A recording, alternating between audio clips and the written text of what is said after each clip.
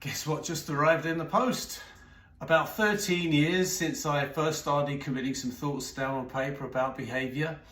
After all those years of training to be a teacher, doing it for 17 years, in LA, the National Strats, freelancing, working for the wonderful Paul Dixby, When the Adults Change, which I'm still doing. And finally, I've got my book ready and it's arrived in the post and I'm so excited to see it. And there. Oh my goodness, look at that. Yeah, that Behaviour Book, The Simple Truth About Teaching Children by Stephen Baker. And Crown House, a shout out to you folks. You've done an amazing job. It's absolutely beautiful. Look at that.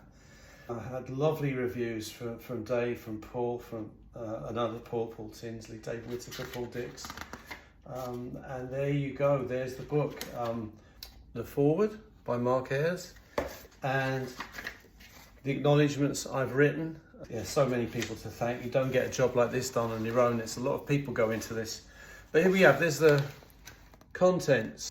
So we have values, responding to poor behaviour, styles, routines, relationships, expectations, modelling, praise, rewards and other consequences, causes, reflections. It's all the basic stuff, the stuff you really need to know when you're going into the classroom for the first time. Or maybe, the stuff that you used to know and you just lost connection with because you've been teaching a long time and you kind of got tired.